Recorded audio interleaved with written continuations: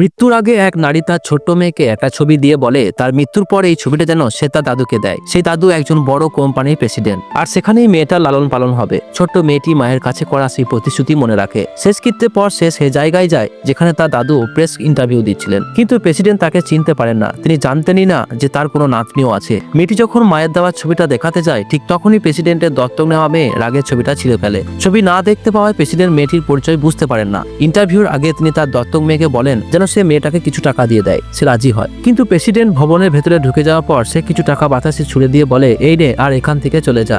কিন্তু মেয়েটি টাকা তোলে না, সে বরং ছেঁড়া মায়ের ছবির টুকরোগুলো কুড়াতে থাকে। কনফারেন্স চলাকালীন প্রেসিডেন্ট অস্থির হয়ে পড়েন। মেয়েটির মুখ তাকে তার হারিয়ে যাওয়া মেয়ের কথা মনে করিয়ে দেয়। সন্দেহ হওয়ায় তিনি তাকে খুঁজে বের করতে বলেন, কিন্তু ততক্ষণে তার দত্তক মেয়ে সিকিউরিটির সাহায্যে মেয়েটিকে তাড়িয়ে দেয় এবং মিথ্যে বলে যে সে একটা ঠগ। প্রেসিডেন্ট তার কথায় বিশ্বাস করে নেন। এদিকে মেয়েটি একা হয়ে যায় এবং শহরের রাস্তায় ঘুরতে থাকে। ক্ষুধার্ত ও তৃষ্ণার্ত হয়ে সে একটা হোটেলের কাছে দাঁড়ায়, কিন্তু টাকা না থাকায় মালিক তাকে তাড়িয়ে দেয়। সে দেখে এক ভিখারি আবর্জনা থেকে খাবার খুঁজছে, আর সেও তেমনই করতে শুরু করে। ঠিক তখনই কিছু শিশু পাচারকারী তাকে লক্ষ্য করে এবং খাবারের লোভ দেখিয়ে কাছে আসে। 2 দিন ধরে না খাওয়া মেয়েটি তাদের উপর বিশ্বাস করে এবং তাদের সঙ্গে চলে যায়। এদিকে প্রেসিডেন্ট মায়ের ছেঁড়া ছবির একটা টুকরো খুঁজে পান যেখানে তার মেয়ের হাড় দেখা যায়। তিনি অবাক হয়ে যান। তখন তার সন্দেহ হয় মেয়েটি কি সত্যি তাহলে তার নাতনি। তিনি সঙ্গে সঙ্গে তাকে খুঁজে বের করার নির্দেশ দেন। সিসিটিভি ফুটেজ থেকে জানা যায় মেয়েটিকে অপহরণ করে একটা পরিত্যক্ত গুদামে নিয়ে যাওয়া হয়েছে। প্রেসিডেন্ট দেরি না করে তার টিম নিয়ে সেখানে পৌঁছে যান। ওদিকে পাচারকারীরা মেয়েটিকে ভয় দেখায়, কিন্তু মেয়েটি তাদের কথা মানে না এবং এক লোককে কামড়ে দেয়। রাগে তারা চাবুক বের করে তাকে মারতে উদ্যত হয়। ভয়ে মেয়েটি কান্নায় ভেঙে পড়ে। ঠিক সেই সময় প্রেসিডেন্ট সেখানে তার টিম নিয়ে পৌঁছে যান।